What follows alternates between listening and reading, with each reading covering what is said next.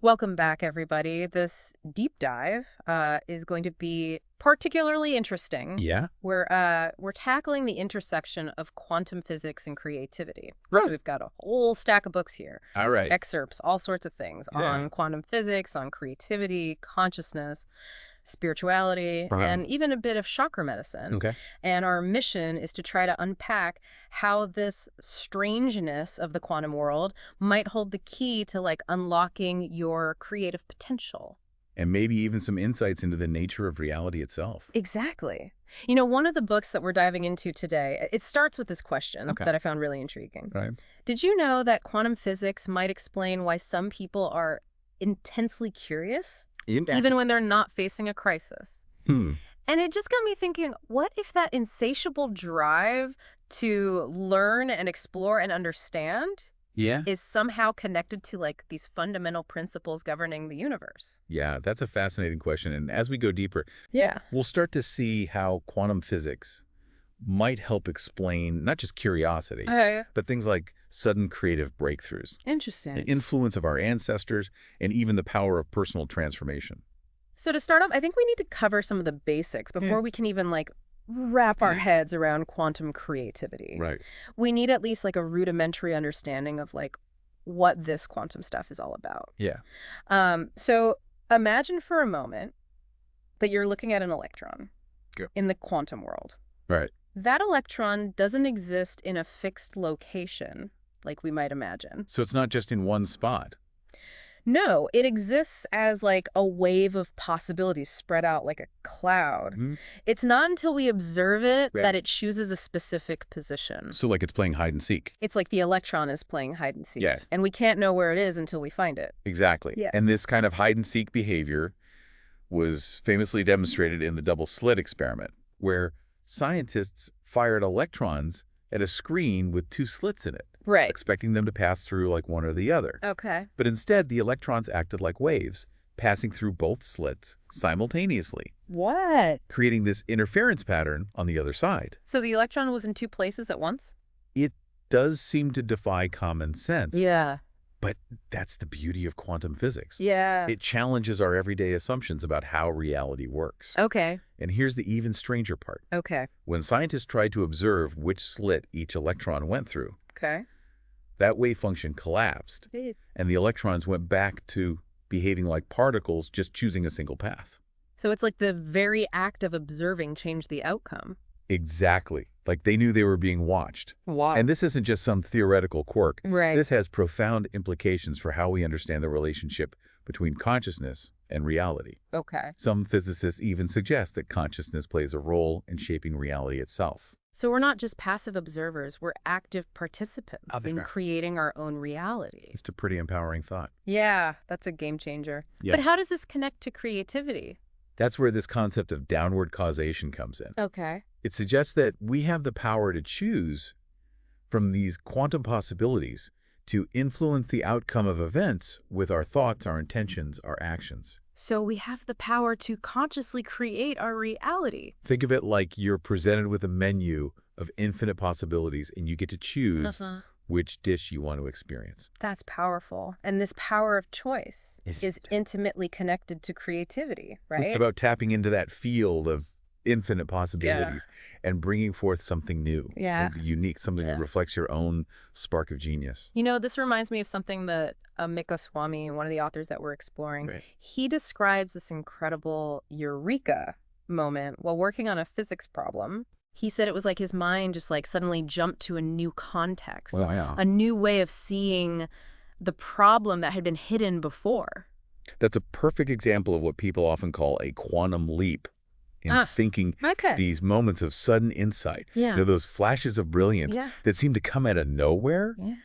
They might actually be glimpses into that quantum realm Oh. where all possibilities exist simultaneously. So those late night brainstorming sessions, you're stuck on a problem. Exactly. And then the solution pops in your head while you're taking a shower or something. Exactly. Maybe that's a quantum leap in action. Absolutely. It's like accessing a hidden dimension of creativity Yeah. where logic and linear thinking take a back seat Right. and intuition and inspiration take the lead. It's so cool. It is. It's like we're being given permission to embrace the unknown. Yeah. To trust those flashes of insight. Trust your gut. And to allow ourselves to be surprised by the creative process. Yeah, let go of the need to control every step. Right. Surrender to the flow of creative energy. Okay, so we've got these quantum possibilities. Okay. We've got the power of choice. Right. We've got leaps of creative insight. Yeah. But there's another piece to this puzzle that I find particularly intriguing, the influence of our ancestors. Interesting. How do they fit into this quantum picture? Well, some researchers suggest that we're not just influenced by our genes, right, but also by something called ancestral intelligence. Okay. It's this idea that unresolved trauma, limiting beliefs, even positive qualities can be passed down through generations, impacting us today on a subconscious level. So like emotional baggage inherited through DNA. Imagine it more like a Warfic field. Okay. A field of information that connects us to our genetic lineage, containing the memories and experiences of our ancestors. Wow. This field is thought to shape our perceptions, okay, behaviors, even our physical health. So we're not just individuals. We're part of a vast web of interconnectedness. Yeah. And carrying the legacy of our ancestors within us. That's incredible. So how do we tap into this field of ancestral intelligence? There are various approaches. Okay. But one that has gained popularity is family constellation healing. It's a therapeutic technique that involves individuals representing different members of a family system to reveal hidden dynamics and release trapped energy. So we're essentially acting out family history to bring those unconscious patterns to light. In a way, yes. Wow, this is powerful. It is. It's like we're being given the opportunity to rewrite the script. Exactly. To break free from those limiting ancestral patterns and create a new, more empowering narrative for ourselves and future generations. And as we heal those ancestral wounds, we also open ourselves up to access the wisdom and strengths that have been passed down to us. Wow, so we've gone from electrons to ancestors in like the blink of an eye here. It's all connected. But where does the self fit into all of this? That's a great question. If we're influenced by quantum possibilities, ancestral memories, the choices we make, who is the I that's doing the choosing? That's a question that philosophers and scientists have been grappling with for centuries. Quantum physics might offer some clues. Okay. There's this concept called the quantum self. Okay. Which suggests there's a deeper level of self that transcends our everyday thoughts, emotions, and even our personality. So there's more to us than just this me that we identify with on a daily basis. Think of it like this. Our ego, our personality is like the tip of an iceberg. It's the part that's visible above the surface. Right. But beneath the surface lies this vast hidden realm of potentiality. Okay. The quantum self is like this submerged part of the iceberg, the source from which our ego emerges. So it's like our ego is a character we play in the drama of life. That's a great analogy. Yeah. And this quantum self is thought to be interconnected with everything in the universe. Okay, so we've got the quantum self, we've got the ego, we've got our ancestors influencing who we are. Right. Where does the Tibetan Book of the Dead fit into all of this? That's interesting. You know, what's fascinating is how the descriptions of the afterlife in the Tibetan Book of the Dead align with modern quantum physics concepts. Give me an example. The book describes these different bardos, or states of consciousness, that we go through after death. And these states resonate with ideas like non-local consciousness and the interconnectedness of all things. So this ancient text might be offering insights into the nature of reality. It's a possibility. Yeah.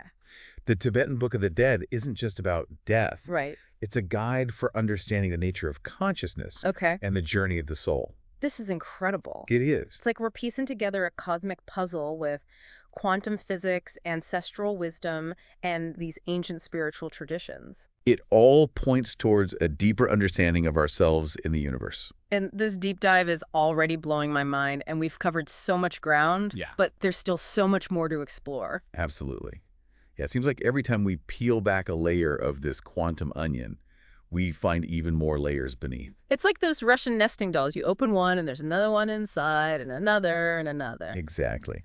But let's shift gears for a moment and talk about meditation. Okay. It's a practice that's been mentioned a few times already, and for good reason. Right. It seems to play a crucial role in accessing these deeper levels of consciousness that we've been exploring. Ah, meditation. It's like the universal key that unlocks so many doors on the spiritual path. It is. But I have to admit, I've always struggled with traditional sitting meditation. Really? My mind just won't quiet down. That's a common experience. Yeah. The mind is a chatterbox, Yeah. always jumping from one thought to the next. Right. But meditation isn't about stopping those thoughts. It's about becoming aware of them. Observing them without judgment and allowing them to pass through like clouds in the sky. So it's more about creating space between the thoughts. Exactly. Allowing for moments of stillness to emerge. Precisely. And as we create that space, we open ourselves up to deeper levels of awareness, to the whispers of intuition and inspiration that might otherwise be drowned out by the mental noise. That makes a lot of sense, but are there other ways to access those deeper states of consciousness besides traditional sitting meditation? Absolutely. Like something a bit more beginner-friendly? There are countless paths to awakening. Practices like yoga, chanting, spending time in nature, engaging in creative expression, even acts of kindness and service can all help us to shift our awareness and connect with that deeper level of being. So it's about finding what resonates with our soul. Exactly. What helps us to feel more alive and connected to something greater than ourselves. It's about discovering what lights you up, what brings you joy, a sense of purpose, and then allowing those passions to guide you on your journey of self-discovery. I love that. But let's go back to the Tibetan Book of the Dead for a moment. Okay. You mentioned how it aligns with quantum physics concepts. Can you give us a specific example of that? Sure.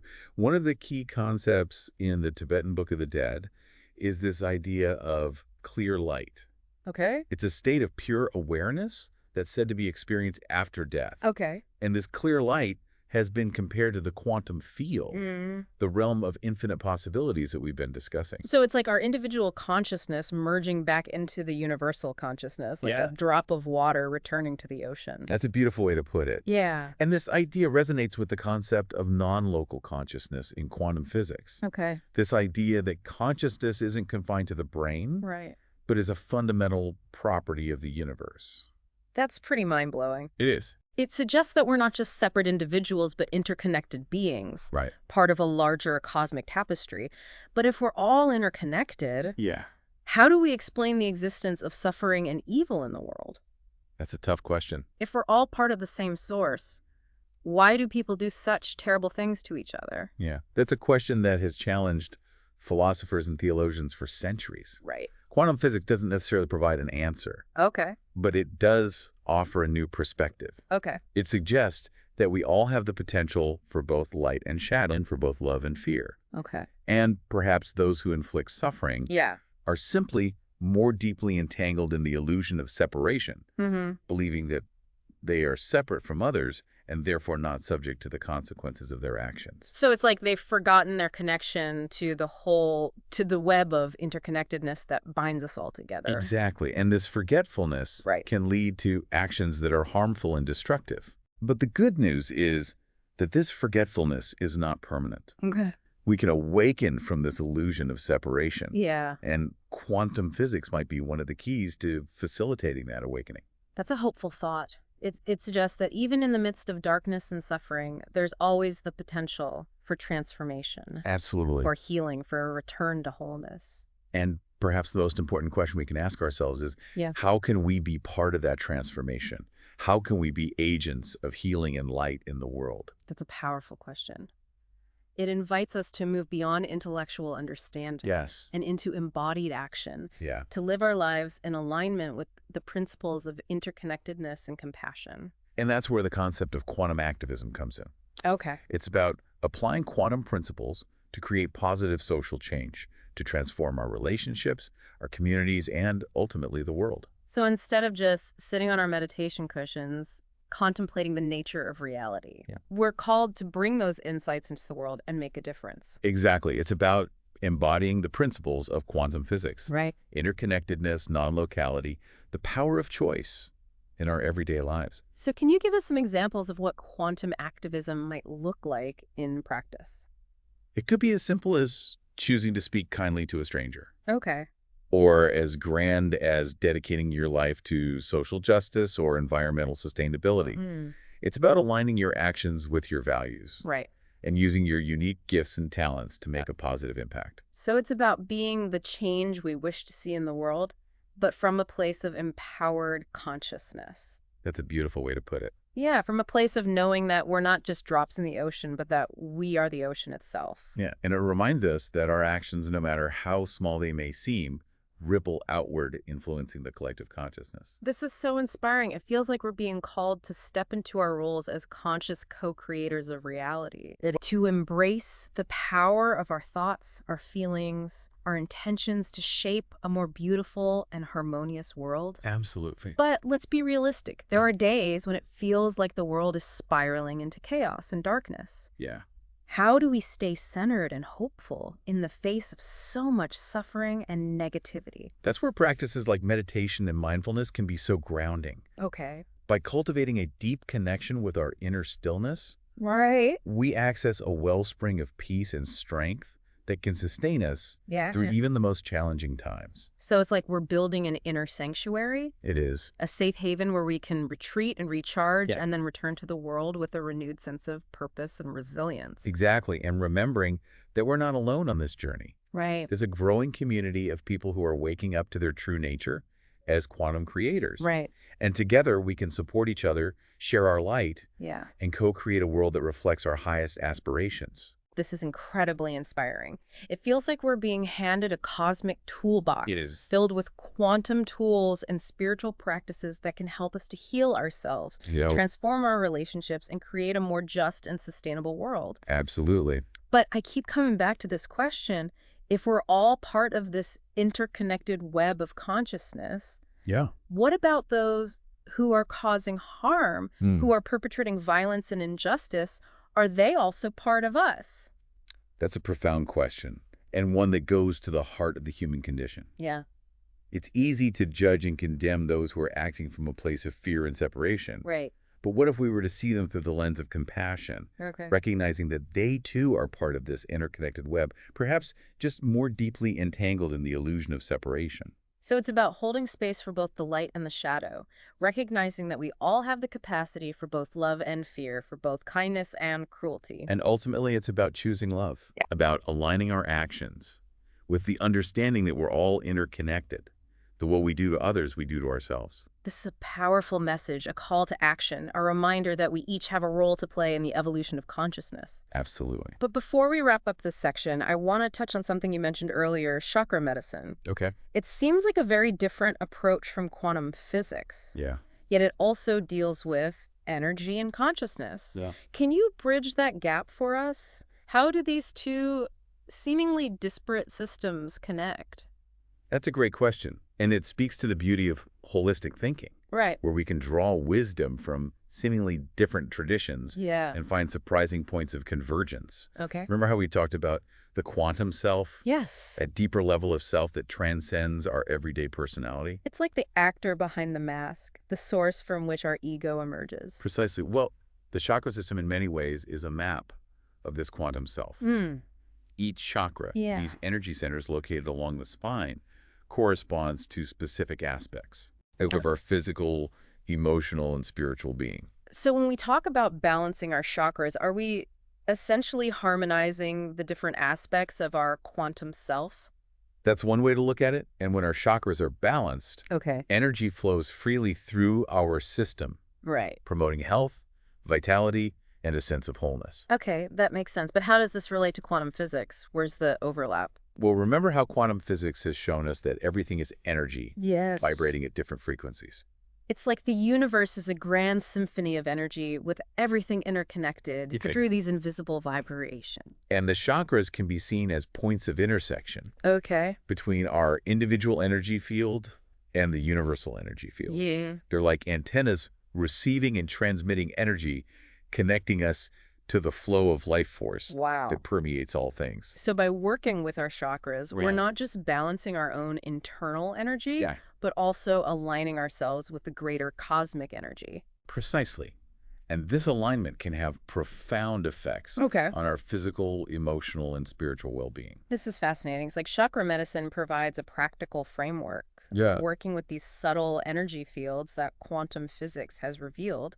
But how do we actually work with our chakras? There are many different approaches, from ancient yogic techniques to modern energy healing modalities. Some popular methods include meditation, visualization, breath work, sound healing, and aromatherapy. So there's a whole toolkit of techniques we can explore. It's about finding what resonates with your own unique energy and what supports your overall well-being. And just like with meditation, it's not about achieving perfection, but about showing up with curiosity, compassion, and a willingness to explore. Exactly. This is so empowering. It feels like we're being given the keys to our own energetic kingdom. It is. The power to heal ourselves, transform our lives, and step more fully into our roles as quantum creators. And as we awaken to this power within ourselves, we also contribute to the collective awakening of humanity, to the creation of a world where love, compassion, and interconnectedness prevail.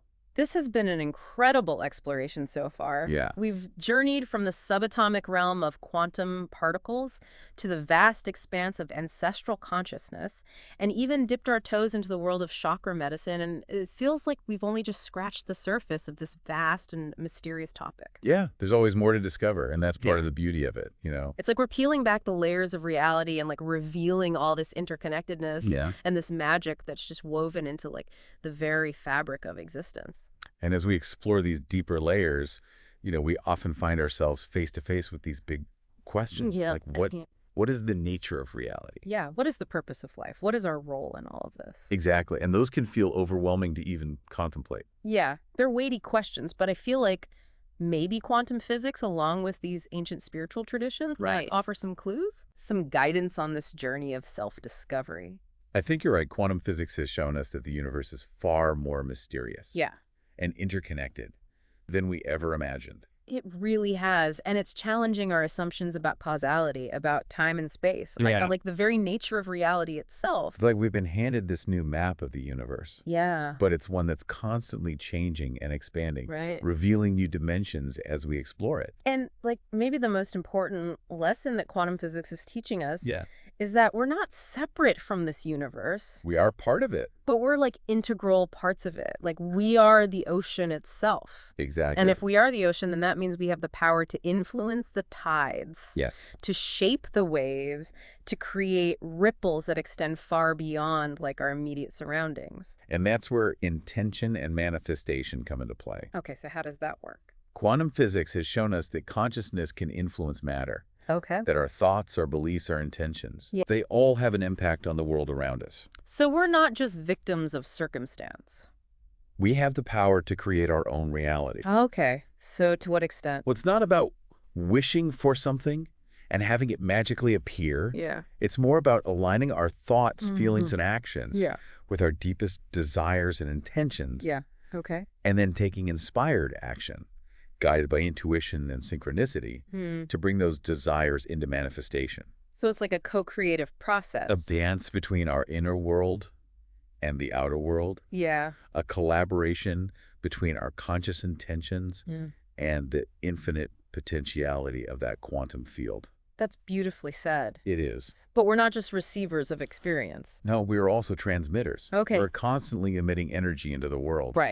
And that energy has a shaping power. Okay, so how do we cultivate this? Well, one of the most important things is to cultivate a sense of presence, of being fully awake and aware in each moment. This means paying attention to our thoughts, our feelings, our bodily sensations, and the world around us without judgment or resistance. So it's about becoming more mindful, more attuned to those subtle nuances of our inner and outer experiences. And as we develop this mindfulness, we become more aware of the choices we're making, the thoughts we're thinking, the energy we're putting out into the world. It sounds like a process of reclaiming our power. It is. Of stepping out of autopilot and into the driver's seat of our lives. It's not a one-time event. It's an ongoing practice.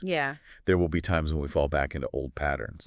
But the key is to just keep returning to that place of awareness, to keep choosing love over fear, connection over separation. This is so inspiring. It feels like we're being called to step into our roles as conscious co-creators of reality. You are.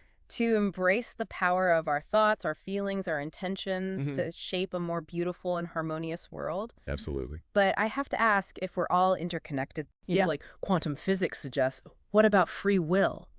Does our individual choice even matter in like this grand cosmic scheme of things? That's the paradox, isn't it? Yeah. We exist in this delicate dance between individual choice and collective destiny. Right. On one level, we're all part of this interconnected web of consciousness, influencing and being influenced by everything around us. Right.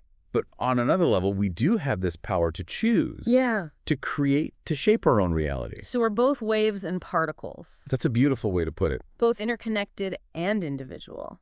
And perhaps the key is to find that balance between those two aspects of ourselves. Right. To honor our interconnectedness while also embracing our unique gifts. Yeah. And our power to choose. This is mind-blowing. It feels like we're on the verge of like a major paradigm shift. It does. A move from like this materialistic, ego-driven world to one that embraces consciousness, interconnectedness, and our innate creative potential. I think you're right.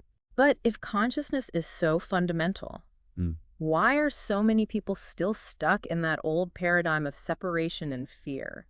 That's a question that philosophers and mystics have pondered for centuries. It's a good one. It is. Perhaps it's a matter of evolution, of gradually awakening to our true nature. So we're all on like a journey of awakening. We are. Some of us further along the path than others. And those who have awakened have a responsibility to share their light to guide others. I love that. Towards their own awakening. It feels like we're all in this together, supporting each other. We are. On this grand adventure of consciousness. But not everyone is open to these ideas. Right. Some people might find this whole quantum consciousness thing a bit too woo-woo. It can be challenging. For their liking. It is a radical shift in perspective. Yeah. A departure from that familiar Newtonian worldview that's dominated Western thought for so long. So how do we bridge that gap between science and spirituality, between the rational mind and the mystical heart? By embracing the both hand. Okay. By recognizing that these seemingly opposite perspectives are actually complementary aspects of a larger truth. Okay. Science helps us to understand the mechanics of the universe, while spirituality helps us to connect with the meaning and purpose behind those mechanics. I love that, embracing the both hand. It's like integrating the left brain and the right brain, the scientific and the spiritual, to create a more holistic understanding of reality. Absolutely. Let's get back to this idea of individual transformation. Okay. You mentioned that we have the power to choose from quantum possibilities. But how does that work in practice? Do we just sit around and wish for things to happen? It's more nuanced than simply wishing. Okay. It's about aligning our thoughts, feelings, and actions with our deepest desires and intentions. So it's like we're setting an intention, like a clear direction for our energy to flow. And then we take inspired action, guided by intuition and synchronicity to manifest that intention in the physical world. Makes sense. But I've heard it said that we manifest what we fear as much as what we desire. So how do we avoid accidentally manifesting our worst nightmares? That's where the shadow work comes in. Okay. It's about acknowledging those fears and limiting beliefs, bringing them to light so they can be transformed. So it's like turning on the light in the basement of our subconscious. Exactly. To see what's lurking down there. And then we can choose to release those fears and embrace a more empowering narrative. This is so empowering. It feels like we're being handed the keys to the kingdom, the power to create our own reality. But with great power comes great responsibility, right? Exactly. If we're all interconnected, then our choices don't just affect ourselves. They affect everyone. But they affect the collective consciousness, too. Precisely. And that's where ethical considerations come into play. Okay. It's not just about manifesting our personal desires, but also about aligning those desires with the highest good of all. So it's about asking ourselves, what kind of world do I want to create? Exactly. What kind of energy do I want to contribute to the collective consciousness? And remembering that our thoughts, our words, our actions, they all have an impact. They're like ripples in a pond. Spreading outward, influencing the world around us. This has been such a profound and inspiring conversation. It has. I feel like my mind has been stretched, my heart has been opened, and my spirit has been ignited. What are some final words of wisdom? If we connect this to the bigger picture, it suggests that we are not limited by the material world, that there's a deeper reality, a quantum realm of infinite possibilities waiting to be explored. And perhaps the most important takeaway is this: you are a quantum creator. You have the power to choose to heal, to transform, and to co-create a world that reflects your highest vision. This has been a truly mind-expanding deep dive. I feel like my perspective has shifted, my heart has opened, and I'm ready to embrace the mystery and unleash my inner quantum creator. Thank you for joining us on this extraordinary adventure of consciousness. And to our listeners, we encourage you to explore these concepts further, to dive into the books and practices that resonate with your soul, and to go out there and create the world you wish to see. Remember, the quantum leap forward starts within each one of us.